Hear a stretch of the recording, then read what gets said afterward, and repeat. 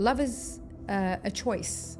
When I decide to love somebody and be with them and respect them and be loyal, it means that no matter how fluctuated my feelings are or what I'm going through, that I stand with that choice I make, and I stick to my ground because it's a choice. I understand that that person is exactly what I need, and therefore I don't depend on my feelings or emotions. I'm depending on the choice I make. I do understand people have traumas, and I do sympathize with them, and I feel bad, but I don't feel bad for the people who don't do anything about it, because you're choosing to remain the same. You're choosing not to self-reflect. You're choosing not to grow, and you're choosing to bleed on the people who didn't cut you, basically. You were born, you were given a name, you were given a title, you were given a life, you were told how to eat, you were told this is wrong, this is right. You were told everything, how to act, how to speak, what to do, what to believe in. Aren't you curious to discover who you are? Yeah. Aren't you curious to know, if you haven't had all this conditioning and all this teaching, who would you be? Like, who are you? All right, we are here for our first ever Dubai podcast with Sara. So Sara, thank you so much for coming on today. You're welcome. As jet lagged as you are, as jet lagged as I am, welcome to Dubai. If my eyes are, bloodshot in this shot, you know why. No, you look great. Yeah, perfect. But we're so excited to have you. If you don't know this, Sara is probably, you've seen her on your TikTok feed. She is the great motivational speaker, and you talk about so many different topics and provide so much value to people. So thank you so much for coming on today. No, it's a complete pleasure. Thank you for having me. Of course. So I think I kind of want to start to kind of learn more, like, how did you get on to this spiritual journey and journey yourself to get to where you are today? Well, the beginning of my spiritual journey started when I was going through a divorce. And at the same time, while I was going through a divorce from an abusive relationship, my business partner robbed me from all my money in the company we had together. So I was in a situation where, okay, I have nothing. My best friend just screwed me over. All the money's gone. I have so much responsibilities. I don't know what to do. And at the same time, I was like, my personal life is falling apart, and I'm asking for a divorce. So I was going through a torn time between my business and myself. And I was like, why does this all happen all together? I don't get it. So it was basically from hitting rock bottom. And when you hit rock bottom, pain either, beats you or teaches you, basically. So I decided, instead of dwelling in pain and playing the blame game where I blame my business partner or my life partner, or blaming them for how bad they are, what they've done, I decided to just focus on me and build a lot of curiosity to, where did I go wrong? What's wrong with my choices? Why do I choose wrong boyfriends, husbands? Why do I choose wrong business partners? What is wrong with me? And that's where self-growth started. And I went through a spiritual journey, because I remember, when sometimes everything goes down a spiral. All the bad things happen at once. Yes, when it rains, it pours. When it rains, it pours, right? And everything was pouring hard at me at that time. So I remember I was sitting at home and I got a phone call from the government. And they said, I've been elected by His Highness to be a board member in the government. And then that was the moment where I realized that God never abandons you, Even though it's been pouring, it's bad, everything's going down, I lost a lot, but He opened a window. A door got closed, but a window got open. And that's when I realized that if you just trust the process, everything happens not to you, it's for you. Yeah. And that was the beginning of the spiritual journey. Amazing. Yeah. So I guess when you're going through rock bottom, what were you doing to kind of get yourself through those days? Because it's tough every single day to even get up out of bed and just wake up with so much pain and emotional burden. What kept you going through those times? I think it's because, for me, my biggest inspiration is death. Knowing I'm going to die any second helps me not to take the decision of dwelling in sadness or staying down. Okay, I'm a human. I can cry. I can feel sad. I can have emotions, but I should never dwell. You can have feelings, but you don't stay in those feelings. So I knew that it's not worth it to just sit here and just be upset the whole time and angry, because in a minute, in an hour, in a day, I'm not going to be here. So it's not worth it. Time is precious. So that's my biggest motivation. That's what kept me going, knowing that that's the only thing promised: death. Nor success, nor fame, nor money, nothing, no friends, no love is promised. So that kept me going. But also, I remember after the day I got that phone call from the government when they said you've been elected, I knew that, God has a plan. And, like sometimes us as humans, God sends us signs, shows us everything. We turn the blind eye. We decide not to see things for who they are or what they are. And when this happens, we're always misguided to a wrong direction towards our path. And sometimes God has to shake you up, like slap here and there for you to wake up so you'd realize this is not for you. And if I didn't do that to you, and if you didn't go through this pain, you wouldn't have walked away. So I just learned how to trust the process. And it's the art of surrender, I call it. In my religion, we call it tawakkul in Islam. But it's called the art of surrender, which is whatever choices you make in life, bad, good, whatever happens to you, it's always for your best. And you never lose. You're either learning or winning. That's it. So that's what kept me going. It's the mindset. It's not that I have a magic power or that I'm born differently or I practice certain things that I can teach to you. It's just a mindset. It's having the right mindset that can help you survive everything you go through and thrive, basically. Yeah.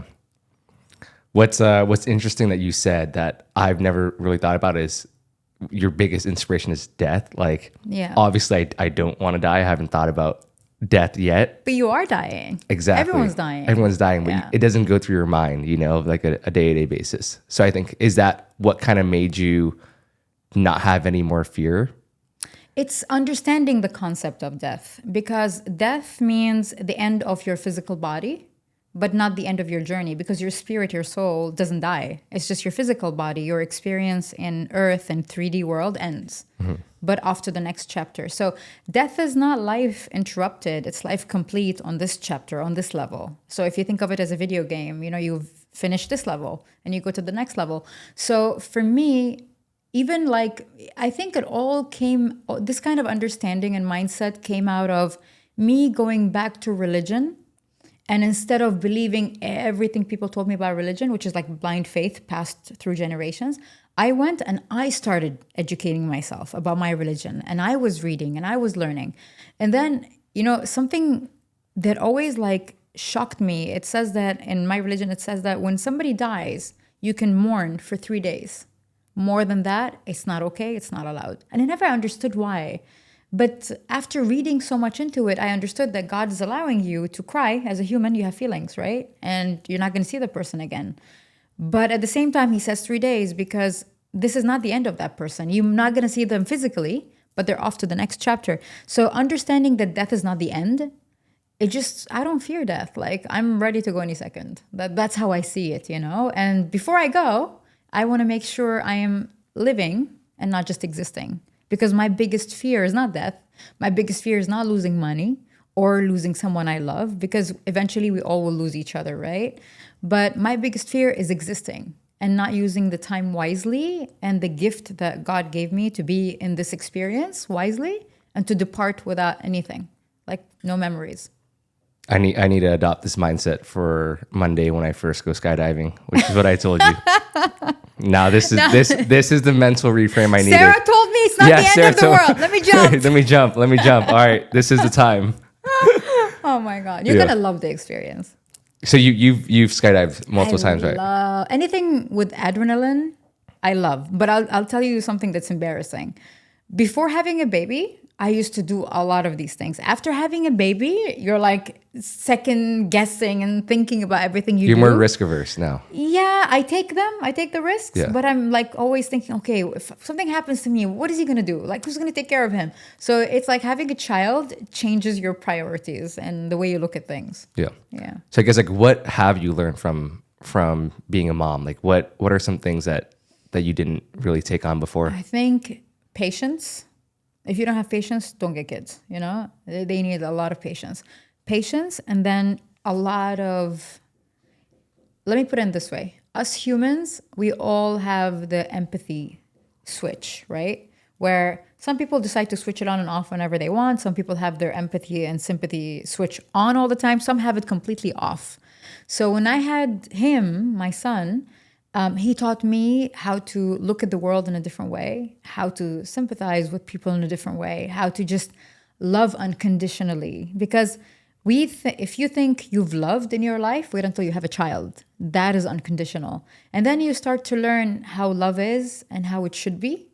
And then you realize that everything you know about love back then was all conditional. Like, you do this for me, I control this, you do that, and I love you. Then I'll feel like you're worth my love.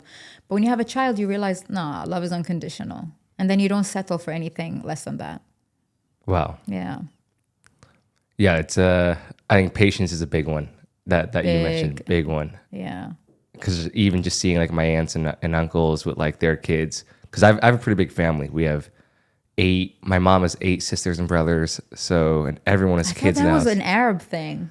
No, like my grandparents went crazy. So there's 8 on that side. My dad's side he has 4 sisters. Wow, that's so a big family. It's a big family. Yeah. And like everyone on my mom's side has like 4 kids each. So it's but I just see it because their kids are always yelling and screaming and fighting. So it's you like playing with them, but then returning them back. Yes, that's how I know I'm not ready. Is like I can deal with it for a few hours at the family gathering, but not. Actually, you know what? This concept of I'm not ready doesn't really exist because your mind will not accept the fact that your freedom is kind of over. Your priorities will change, so your mind fights against it. I was not ready when I had my son. I was going through a divorce at the time. And then I found out I was pregnant. I was like, oh my God, I'm getting divorced and I'm pregnant. What am I going to do? So the minute I heard his heartbeats, with the machine, the scan they have, suddenly I was showered with feelings I've never felt before. From being like all panicked about the whole situation and upset and confused to I am ready. So it's like something that happens when the time happens. Like when you're having a child, you will be ready regardless of anything. Unless like there are people that, cut from a different cloth that don't like children. I don't know. Yeah, that's true as well. I see just like the switch going off. Yeah. So nice. So I guess you basically went through this extremely tough time. And then you said you really focus on your spiritual journey, right?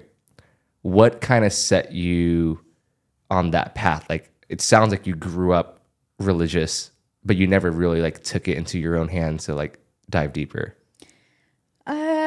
Okay, so definitely all the bad experiences. I felt like they were pushing me towards spirituality indirectly. But, a lot of people say we've never seen God. But for me, I've seen God in so many situations, not physically, not a picture, not a body, but I've seen his love and mercy touch my life in different situations where I thought it's over. There's no way anything can fix a situation. It's messed up. It's the end. But I've seen him reach out in crazy ways, in beautiful ways, and flip everything around. So how could I not believe? How could I not be curious? How could I not go on a journey to understand that I am a soul with a human experience? So this body is not who I am. I am something completely different. This is my vessel to experience this world.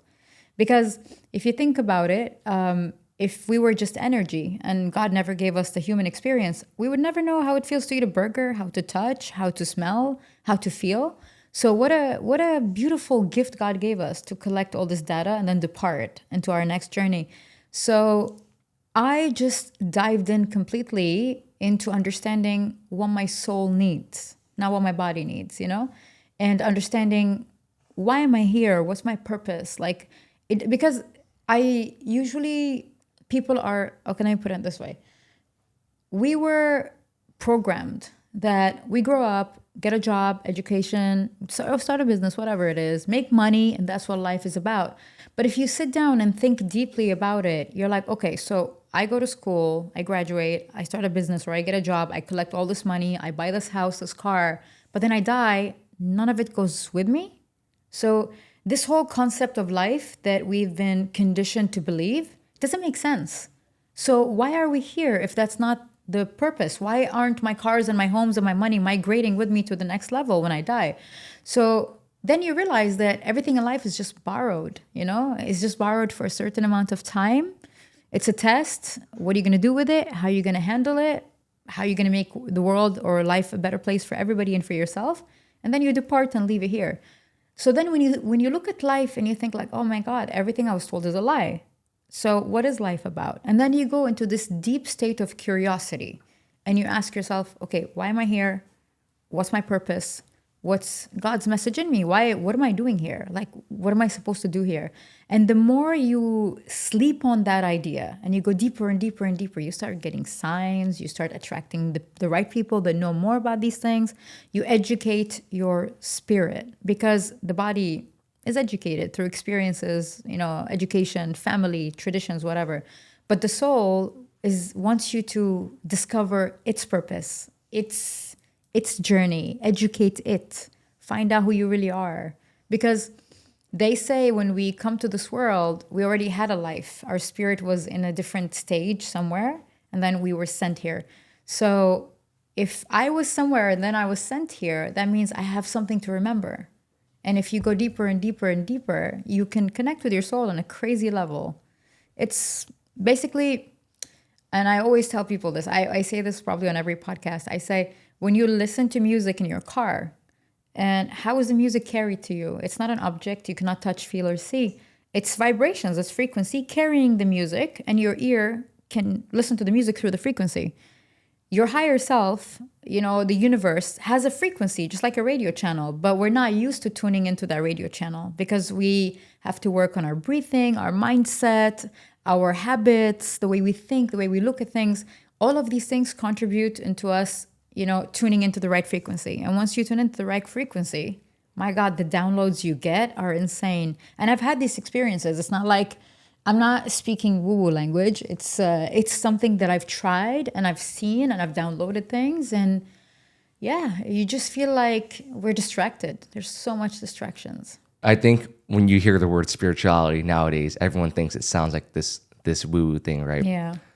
But I guess like on the topic of energy, when you meet someone, I'm sure you feel their energy and different people calibrate differently. What do you think separates that person who radiates that warm energy where they're like in tune with themselves versus someone else? So the thing is, for you, first of all, to be spiritual, you have to go through healing. So you got to heal yourself from a lot of traumas and everything you've been through. So I always say, don't underestimate the power of healing. Healing as in like From your breath traumas. work, meditation. Healing, healing can be either therapy, but I've done therapy and I've done spiritual healing. And spiritual healing really helped me more. I've done hypnotherapy. It helped me a lot because what scientists discover recently is that memory and trauma stays in the body on a cellular level. So your cells have memory and they carry this memory with them. That's why, for example, if someone went through a hard time and they never spoke about it and they kept their feelings to themselves, they start building like digestive problems or IBS or colon issues. So everything you feel manifests into physical things in your body because the body keeps everything on a cellular level. Everything is memorized in each cell. So you need to heal your body, and that helps you to be aligned more. Now, once you've done the work, once you decided to be the best version of yourself, done spirituality, done the work, done the healing, you start picking up on people's energies. And it's easy to realize who is aligned and who's not, who's done the work and who's not. Like nowadays, I walk into a room, which is crazy because there's one thing they didn't tell you about healing is once you heal, you become a little bit lonely. But I'd rather have that loneliness because it's much healthier than having the wrong people around me. You become lonely because you start picking up patterns, cycles of people. You started picking up their issues. You know who's done the work, who doesn't want to do the work, what kind of issues they have. Like I'd walk into a room and like people would be talking. And in my mind, I go like, okay, mommy issues. Okay, daddy issues. Wow, okay, okay. Abandonment issues.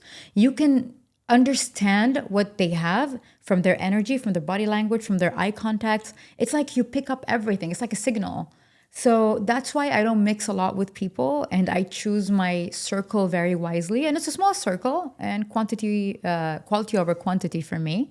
And I love it that way. And that's why I don't even live in the city. I was telling you earlier, I live far away from the city because I am, after doing all the healing and all the spiritual work, I am so like on when it comes to people's energies. I can pick it up so fast.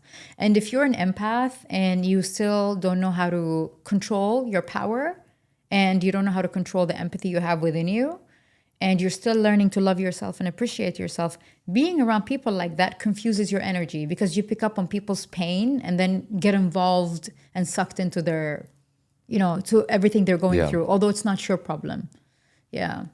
Yeah, I did. So I actually did breath work a couple weeks before coming here. And I had a breathwork coach come to my house, and she came with a bunch of different things, but it was an hour long. And this was the first time I did breathwork. I think I've only done it one time before, and it was like 8 years ago at some class. But I remember going through it, and at one point, 15 minutes in, my body just goes numb. And like the emotions start going out. And for me, my emotion was anger. And I think just being able to do things like that spiritually, that tap into that the energy side of you, the spiritual side of you, really, like, that helped me connect with myself more. I feel like after, like, I was so present, I was so in tune with myself. So that's amazing, because I don't know if you realize this, but there's a huge consciousness shift in the world. A lot of people are like turning into spirituality and going deeper within themselves to understand, and everyone is starting to accept the idea that there's much more to who we are. We're divine beings than whatever we've been told. And think about it in this way: spirituality to the spirit is like university and school to the body. You need to take your spirit to that journey. You need to go through that journey so you can discover who you are. We don't really know who we are until we do the work and we go within and we face our demons. And, you said you felt anger. So release those emotions that are stuck inside and just heal. yeah. Yeah. And I think the brain is just such a powerful, I think it's the most powerful muscle we have yet. No. You think it's No. Scientists just discovered that the heart has neurons just like the brain does, and even more than the brain. So the heart thinks for itself. I feel like the heart, usually, how people say, oh, the mind knows the truth, but the heart wants what it wants. That's why people end up in toxic relationships and all that. That's not true. The heart knows what's right. It's the brain that tricks you into staying in toxic relationships because it has the storage. It has the file drawer with the memories, and it convinces you that, okay, try again, let's do this. Maybe, he'd change, maybe she'd change. So it's the mind that tricks us, but the heart always knows what's right. The heart is so wise. Like, it's insane. Like, imagine this is something they just discovered recently, that the heart thinks for itself. It has its own brain, basically. And this is something new in science. But yeah, it's basically creating peace with those two organs, and making them work together instead of against each other. Or you just pick one of them and set the other one on fire. Like, it's pick your journey. But I feel like the more we understand how our body works, how our spirit works, how things work, the more we understand how to tackle things in life. And there's another part of the brain that is extremely powerful. Basically, that's okay, how do I put it in words so it doesn't sound freaky? You know the pineal gland, right? Yeah. Okay, so the pineal gland is, like they say, it's the God gland, because that's where all the power, all the divine energy, all the things that you can't believe and it's hard to believe, everything imaginary can happen in that pineal gland. It's the same effects. It can give you the same effects as psychedelics can give you if you know how to activate it. Now, what have they discovered recently? That the pineal gland has crystals on top of it. And if you think about it, crystals can get charged and they can create energy, right? So how do I charge the crystals on my pineal gland to release that energy that can raise my vibration as a human, allow me to be in touch with my divine power? How do I do that? So they're saying through breath work, you can actually charge these crystals where they light up and they release what they say, the magic stuff. Interesting. So yeah, there's so much, and it's not that Sara did it and because Sarah's special. We are all special. We can all do this, but all it takes is shifting mindset to believe in these things and understanding that you're way more powerful than they told you are.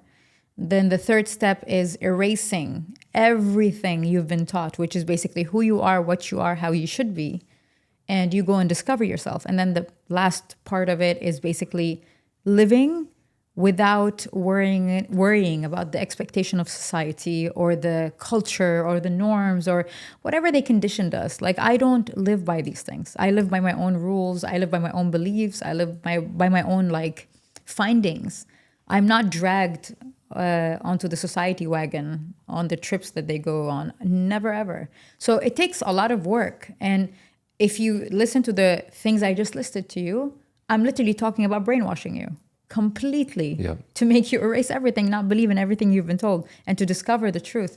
And it takes a lot to let go. Like, how old are you right now? 28. 28. So I'm telling you, erase 28 years of everything you believed in and reprogram your brain. So how many people are willing to jump in and do this? Not a lot. But the ones who do find divine, power and peace. But the ones who don't, they stay in the rat race. They stay stuck, in whatever they believe. And yeah. Yeah, I think the framework you mentioned was so powerful, which is erasing who you are, what you want to do.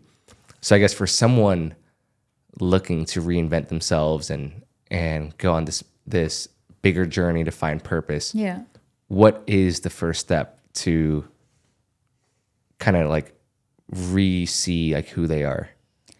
These are the steps. The steps are, so, okay, let me put it this way, Tim.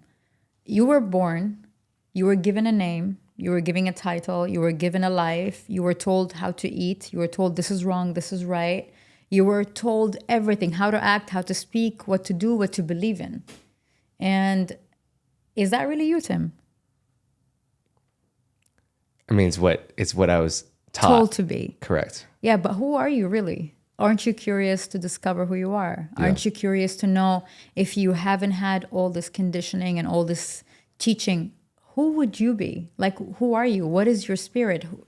We don't know. Aren't you curious to find out? Yeah. So that is the tipping point. When I have this conversation with people and I ask this question, I'm like, so they've told you who to be. Who are you? And they have no answer.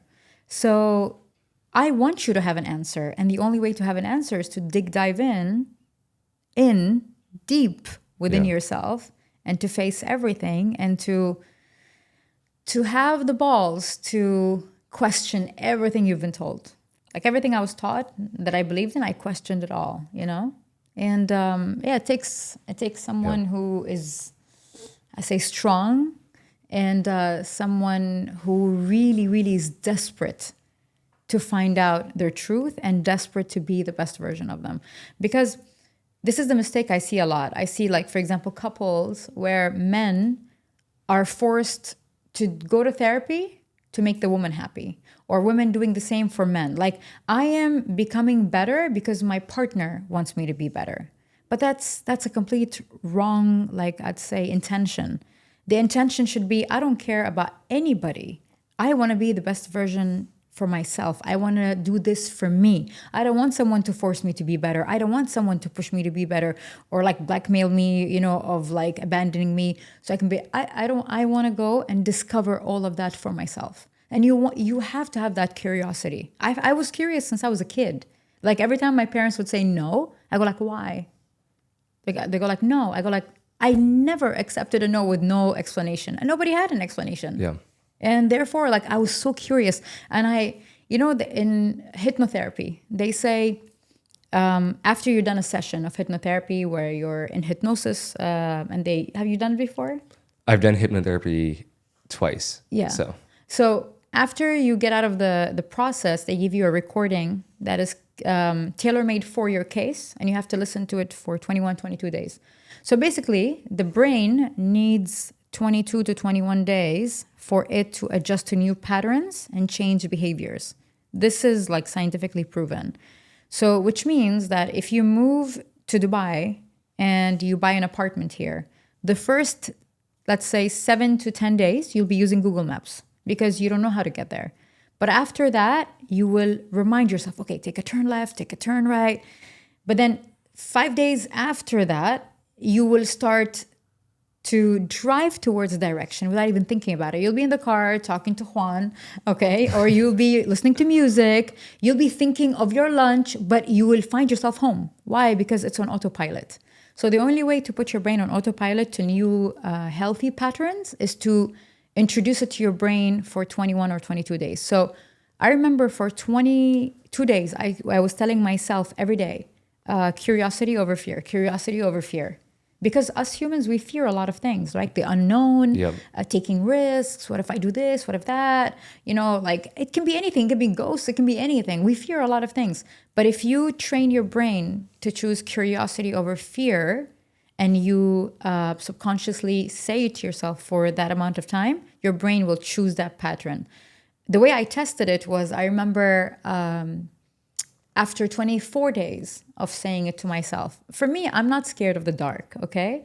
But of course, I'm scared of a thief like attacking me or like being assaulted or something like that. So I always, although my house has a lot of security and cameras, I would never go outside the premises at night. But I can wander inside the house in the dark. I'm okay with that. So I remember after doing that for like 24 days, I went out, I took a walk. I was so comfortable. I was curious. I was looking at the sky. I was asking myself questions. And I was like, God damn it, it works. It works 100%. I just have to say to myself every day for 22 days or 21 days, morning and night, just say it to myself. And your brain adapts and build, I think they're called neuropaths, where you take different directions than the ones you're used to. Like this is when you understand that you are the master and your brain is the slave. It's not the opposite. You train the brain, you control the brain. The brain doesn't control you. Yeah. Yeah. So I guess what are your thoughts on things like psychedelics or like ayahuasca to go deeper on the journey? I mean, I definitely heard stories from a lot of spiritual people. They see this as like psychedelics are a gift from God because they come from nature. They're not pre-prepped in a lab or anything like that.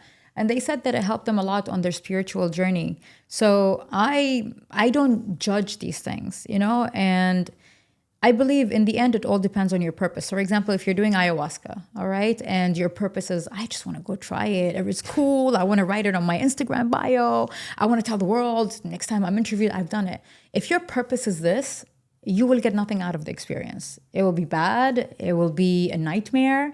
Sure, it looks good on your bio, and your stories, but you will get nothing out of it. But if your purpose is, I want to find out who I am, I want to heal my traumas, I want to heal my body from any diseases or problems I have, I want to wipe the memory of the traumas that I went through that are stuck in my body, and I want to just find out the truth. If you go with this purpose, the whole journey is completely different. So I believe that these are tools that can help you definitely in your journey, as long as they're not abused and they're done from an authentic place. Yeah. That makes sense. So one thing I'm very curious to ask you on is, what are your thoughts on just today's day and age dating, men and women? Because I feel like with social media, it's chaotic and it's tough to be spiritual and in self with that. No, it's, if you're spiritual, you just don't care about the world. You just do you, right? But the dating scene is crazy because social media gave people accessibility. Like when we were young, it was so hard to see a naked woman. Right now, we see it every day. You know what I mean? A man doesn't have to put an effort or work hard to get something or to meet a woman or talk to a woman. Everything is just right there.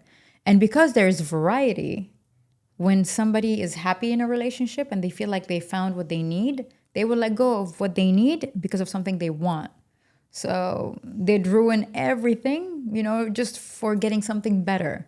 And then the issue with finding better is that it's a never-ending journey. If you think your partner is good, it's amazing for you, and it's like she or he is exactly what you need, but you find better in terms of looks or body or whatever, or like success, then there is no end, because once you're with that person, there is better and there's better and there's better. There's options. So for me, I look at dating, and especially I look at love as love is not an emotion, it's a choice. If love is a feeling, feelings go up and down. That means if I'm going to love you based on my feelings, today I'm going to love you, tomorrow I'm going to hate you, today I can't stand you, tomorrow I'm going to need you. It's an unstable journey. But love is a choice.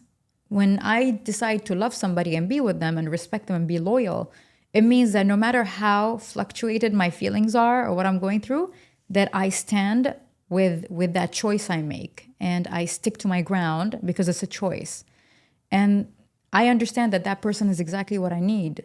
And therefore, I don't depend on my feelings or emotions. I'm depending on the choice I make. And think about it in this way. Like, you love your parents so much, but sometimes you want to kill them, right? Yeah. It's because feelings go up and down, and you cannot take decisions based on your emotions. So, but sadly nowadays, people are loving based on their feelings and how they feel and their mood and all that. But love is just a choice. And the choices you make are a reflection of who you are as a person. For example, for me, I like my morals and ethics in relationship when it comes to cheating and loyalty. Oh my God, I like red line. Like, I don't mess around with this. I don't play around with this. I'm so serious when it comes to that. And I don't give chances when this happens.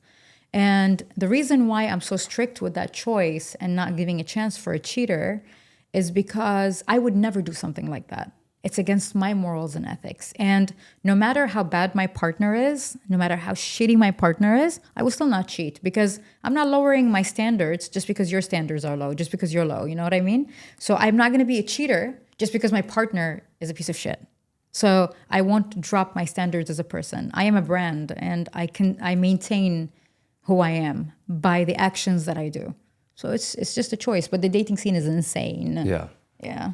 I think it's just, I mean, nowadays, like what you said, people are looking for the next best option. And I think people don't have the same level of patience as well. I feel like in, just a few decades ago, before social media, people are willing to stick it out through the hard times versus now there's almost this aura of it's just easier to. Yeah, why should I work hard? There's Candace, there's Jenny, there's Georgia. All I need to do is DM them, and then it's done. So it's easy. But and easy, and nobody has patience, and it's very superficial now because people go for looks. Looks fade, and trust me, Instagram is filled with beautiful people.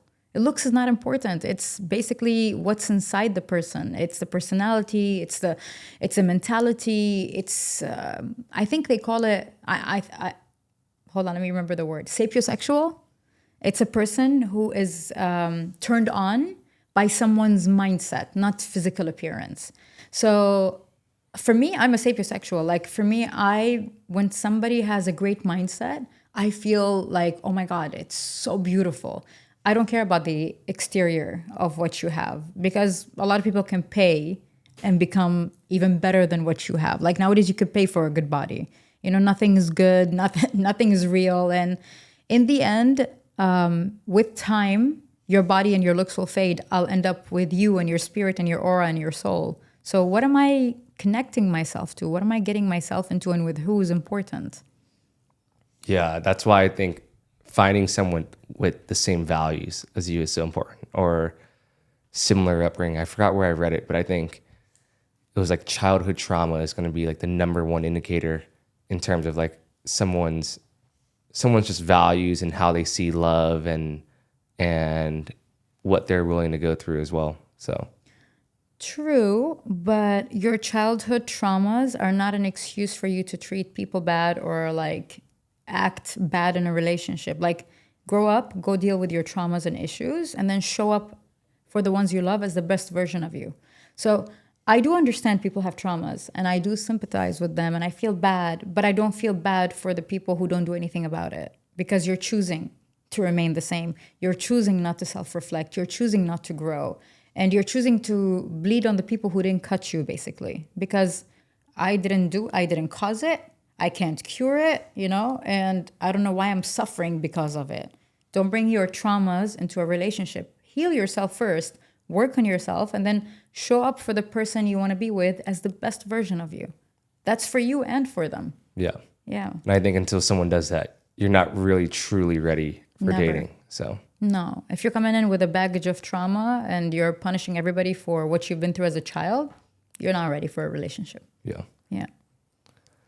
So I guess what are your thoughts on US versus Dubai? I know you and I were talking about this before the podcast, but I would say, at least just from my travels as well, people outside the US, they have different ideologies on dating as well, at least on Eastern culture, where they do want, to raise a family and stay more loyal versus someone in the US. Have you seen that to be similar? No, it's all over the world. Yeah. You got so even in these states, you find people who want to settle down and have a family and all that the traditional way, right? And then you have the people who don't, and they're dealing with their own demons. But we have that here too. It's all over the world.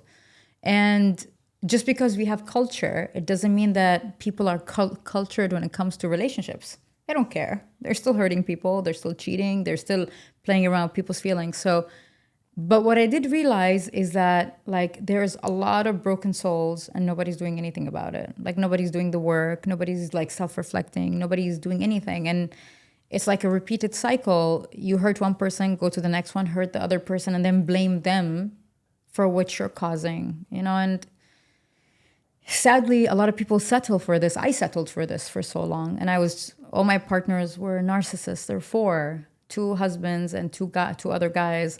And when you think about it, they're not the red flag. They showed me who they are day one. I am the red flag because I chose to stay. I settled. Now, what's going on there? What's wrong with me? There's an issue with me. Forget them. Because most people focus on, let me blame them. Let me be the victim. I don't want to be the victim. I want to be the hero. Now, let me just self-reflect and realize, why am I settling? And that's the mistake a lot of people do, which is they keep dwelling in sadness for years, 10 years, and she's still blaming George for what he did to her 10 years ago. Get over it. You need to understand, where did you go wrong? It takes 2 to clap. We can't just blame George for everything, and we cannot change George. We cannot do anything for him. You cannot control anybody. The only person you can control is yourself, and you need to look within. Why did you settle? Why did you stay? So I asked myself that question, and then I realized that I didn't value myself. I didn't love myself. And for me, growing up, love was conditional. And I felt like for you to love me, I'd have to do so much and give up so much for you, because that's what I've been programmed to believe, right? And because I don't value myself and I'm just dying to be loved and accepted, so I'm willing to do anything to be loved. So they say, if you're not fed love on a silver spoon when you're young, you will learn how to lick it off a knife. And I've been licking it off a knife for a very long time. So I feel like not only people who are bad and are doing bad things, who had trauma when they're young and they're doing bad things as adults, need healing. Even good people, even empaths need healing, because we take decisions that don't serve us. We are serving others but damaging ourselves in so many situations. Yes, we're good people, but we also need healing. Everybody needs healing. So I guess what do you see as the key signs to a healthy relationship? It's accountability, it's respect, it's unconditional love, it's no judgment, accepting people for who they are and not trying to change them. If you're walking into a relationship and you're already trying to change your partner, as in the way she dresses or the way she thinks or how she lives her life, how she does her work, why are you with her? If she's not what you want, why are you molding the person to be something that's off your own taste? Go find someone of your own taste. Why are you changing people? So I say the biggest mistake is when you walk into a relationship and you feel like you need to change somebody, they're not for you. That's it. You need to pick someone and love them for who they are and allow them to be themselves. Because I don't want someone to change me and mend me and mold me into something they want so they can satisfy themselves. It's imagine forcing somebody to be something so you can serve your own happiness. That's very selfish, While on the other hand, what you can do is that person, the way she holds herself, the way she carries herself, just her full being makes me happy. Now that's real happiness. That's unconditional happiness. That's pure love, right? So yeah, there's so many aspects. And I say the biggest question, if you're in a relationship and you want to find out whether you're with the right person or not, there's one question. If somebody told you, you and your significant other are so alike, would you be offended or would you be proud? And the answer to that question will tell you what you really feel subconsciously and consciously about your partner. Whether you're staying because memories, because you invested time, because you love them, because sometimes it was good, although a lot of times it wasn't good, but you're like holding on to the nitty gritty pieces and the breadcrumbs of the relationship. But if somebody asked you that question and told you you're similar to your significant other, your guys are so similar, if you get offended, that means you're not with the right person. But if you feel proud that you resemble them, then that means you're with the right person. And that's a tricky question that I never thought of. But I remember I didn't even want to think of because I was scared when I was in certain relationships because I knew the truth, but I didn't want to face it. But then when I asked myself that question and I was like, how would I feel? I felt sad because if somebody told me that my past partners, me and them are like alike, I would have gotten so offended because I'm nothing like them. And that means that they're not the ones for me. So I think that's a very important question to ask yourself. No, I like that a lot. That's good. Yeah, it's a good one. So I guess on another side note, what is dating like in Dubai? Like, do you guys have dating apps here? Dating in Dubai is like dating anywhere in the world. It's the same. Yeah, it's a complete same. Now, because Dubai is a melting pot, which means like we have so many religions that coexist together, so many cultures, so many nationalities. People get confused when they're dating because you go to one place, you can find like 20 nationalities, 20 religions or whatever, all in one place. And each one has different expectations when it comes to flirting and dating.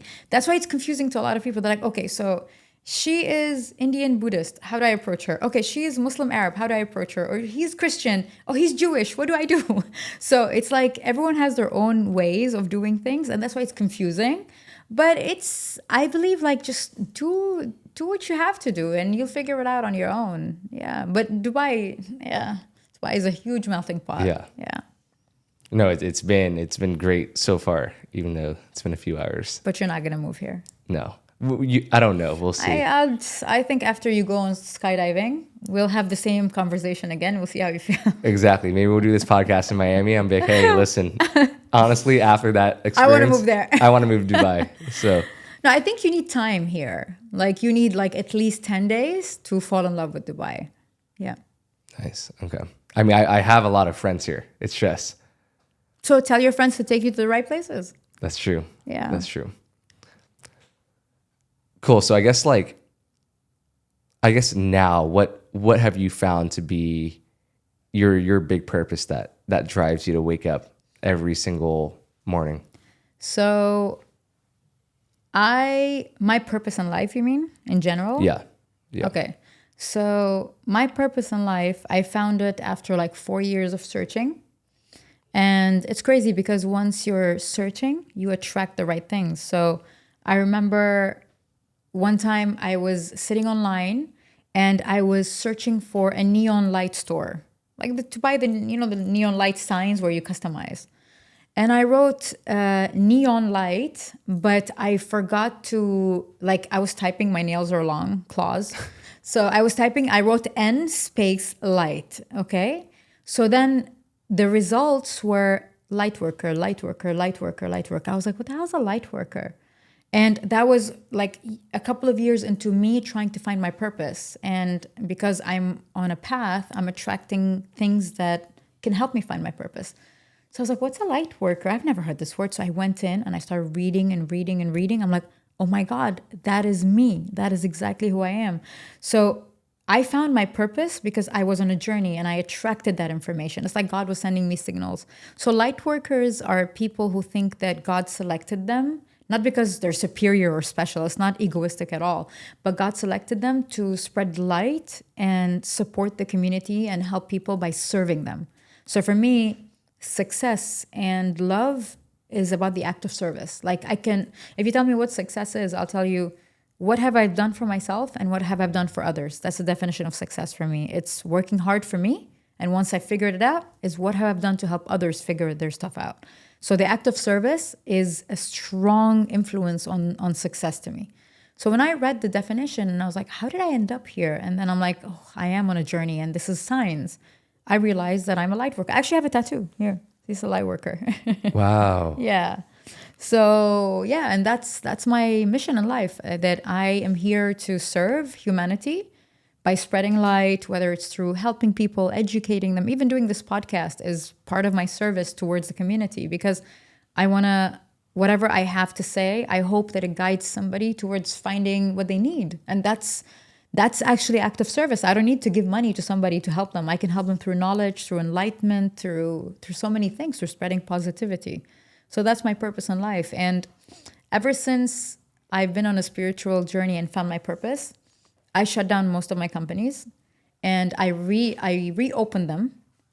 Either it's a similar business or a new business with all the same purpose, which is enlightenment and helping people and supporting communities and helping refugees get educated, or like I work with Smile Train a lot. So our business shifted towards our purpose and our like, let's say, our mission in life. And ever since then, business has been great.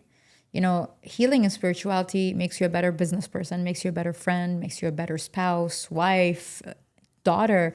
It just makes you a better person overall in everything you do. And my life has never been the same ever since. Yeah. Yeah. Do you think you need to be actively looking for something to kind of find what you need versus waiting for it to happen to you? You mean, should I wait for the right time? Because I know you mentioned, let's say, for you to find your purpose, Yeah. you were looking and actively looking for 4 years. So I guess you'll see the signs that come in versus there are people who take the other side of the spectrum, which is like, I'm just going to wait, when it happens, essentially. It doesn't happen like that. Ask and you shall receive.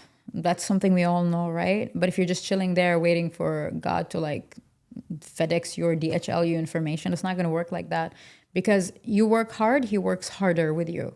But you have to show him how badly you want it. You have to prove that you really want this. And and he just sends you everything in signals and like messages. And I always say, like, sometimes like I'd be thinking of something and I'm asking a question and like I'll get an immediate like hint, like out of nowhere. And I'll look up and I always say, God, you have such a beautiful sense of humor, and the way you send things. But it takes an awakened person and a person that's aligned to realize that this is a sign. Otherwise, what do people call it? Coincidence. Nothing is a coincidence in this life. It doesn't work like that. So you're big on manifestation, putting things out in the universe. Yes, and doing the work so you can receive and channel these things from the universe. So you can be a portal, basically. And people call it ideas. In spirituality, we call them downloads, because it's not an idea. It just didn't come out of nowhere. It was because I am attuned to a higher frequency. I get downloads every now and then. I get things from like divine sources. And when you're open to these things, you receive them. Ask and you shall receive. He never said chill and you shall receive. Yeah. Awesome. Well, I appreciate you coming on today and really sharing your insights. That was extremely just eye-opening and I think going to be very helpful for our viewers to see kind of what it takes to find inner peace. And I definitely resonated with just accepting death or whatever happens, knock on wood, on the skydiving thing in on Monday. But you're not going to die in the skydiving. It's so safe. It's safer than driving a car. The probability of an accident in a car is 95% probably, but skydiving is like 0.000. All right, good to know. Yeah. Awesome. Well, thank you for coming on. Thank you so much for having me. Thank you.